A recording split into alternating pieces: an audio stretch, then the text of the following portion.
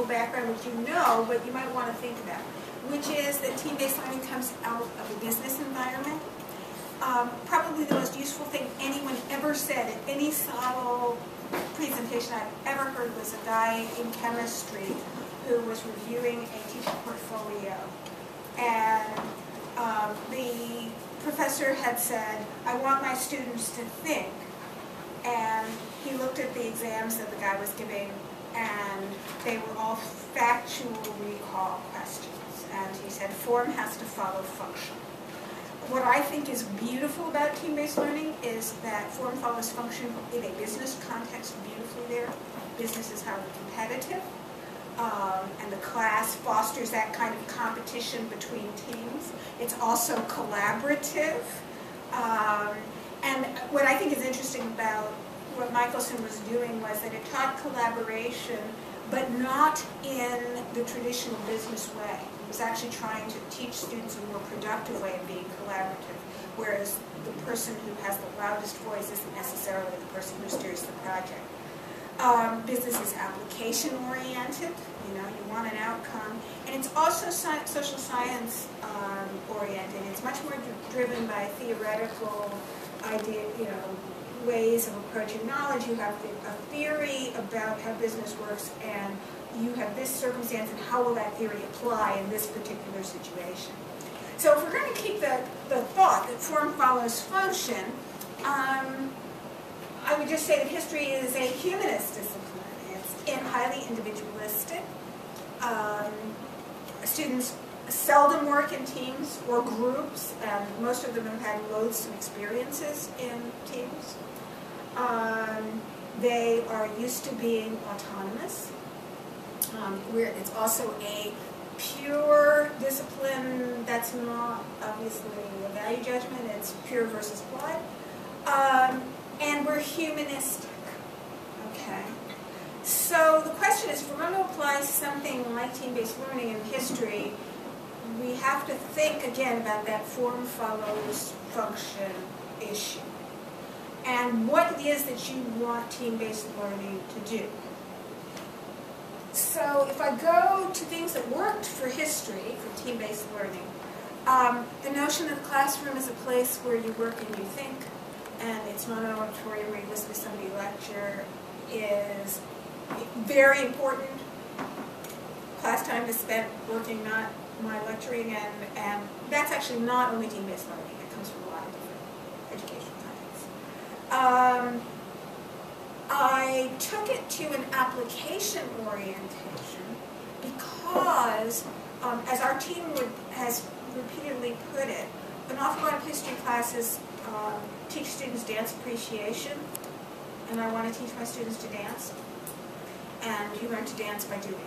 You don't learn to dance by watching the New York City Ballet and then getting thrown on a stage. Social learning in permanent teams selected by criteria worked very well to spread the wealth of the class, and we tend to mix students up by majors rather than years in an IU, because we found that actually how many history courses you've taken in your major has a lot more influence on how you think historically than whether you're a senior or a freshman. We took from it the mixture of individual and teamwork. We do a team accountability assessment. We verify the preparation, and we give students a lot of feedback. Now, the reason we went to this was because we had students who could do the operations that we wanted them to do when we asked them to do them, but who, when we gave them a task that required their application but didn't say you need to apply these ideas, they would instantly forget it.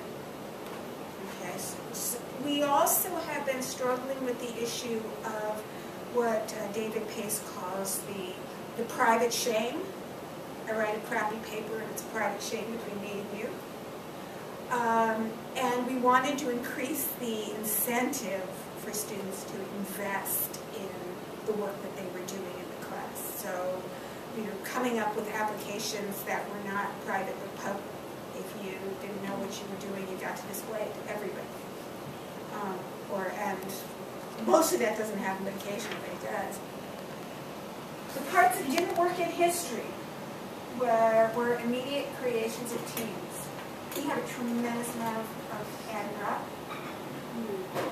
And the first time I did it, when I created teams in the first week, I had teams that were left mere shadows of their former selves. So maybe, one person or two people in a team. So what I now do is I create the teams in the 5th week of classes, the end of the 4th and beginning of the 5th. In the syllabus, I ask students who are thinking that they might drop my course to drop it before that time. I obviously can't force them to do that, although I have gone to the faculty council and urged them to change the drop date, which is a major pedagogical disaster, but unsuccessfully.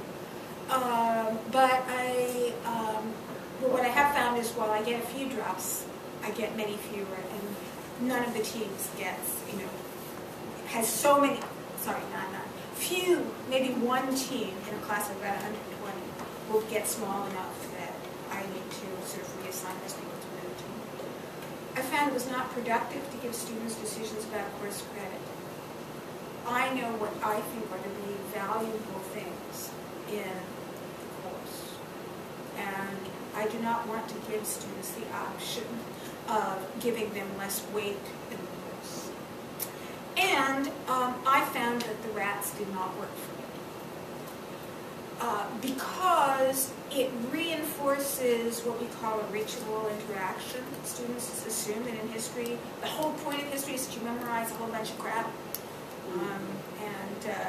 Catherine Probst sent this wonderful Zitz comic. I both cried and laughed when I read it. That sort of stresses that that's what history is. It's just a whole bunch of unrelated crap. So we have, in the form follows function business, we have to be really careful about the messages that we send by the kinds of assessments we do. So I found that the RATs do not work for me. We also are very reading intensive. So, we may have students read on a unit, read 500 pages. And I cannot delay the test on that 500 pages to the end of the 5th week, which meant that I did. I actually tried that once. I was giving them a RAT every week. It ate an entire class period. I'm not saying it wasn't valuable, but it didn't contribute to what I wanted the students to be doing enough. So I've gone to a system instead where they do a warm-up exercise, and that's how I verify their preparation. And then in a team, they will work with that warm-up exercise. And so the team will either work well or not well, depending on whether people have done those sufficiently or not. So that's where I've gone. So that's my final, I think that's my final take on team-based learning. According to Larry Michelson, what I'm doing is not team-based learning at all, because he's a fundamentalist. But I think form has to follow function. And I think that what makes it work for business is that form follows function. And so I'd say you have to figure out how form follows function if you're applying. Can you just tell people what you mean by warm-up? Okay, yes, I give them an assignment that for which they must use the reading which they bring to class. And they have to have it at the beginning of class, and then they work with it. So they did a reading, they answered a question, kind of a paragraph, sometimes a page-long answer to a question that she gave them based on the reading. They bring that to class, to their team, and their team has to use everybody's answer together to do something. And did everybody have the same answer? Were they given the same questions? They're all given the same question, but the nature of questions in history is that they'll give different answers. Which is one of the reasons why RATs didn't work. Even if you're asking about their mastery of concepts, so they're asking, in the Monsters and the Critics, what Tolkien is arguing about Beowulf. That's a concept. It's still a factual kind of knowledge. And factual recall is important, or the use of factual material is important. I didn't want to spend a class period every week doing that.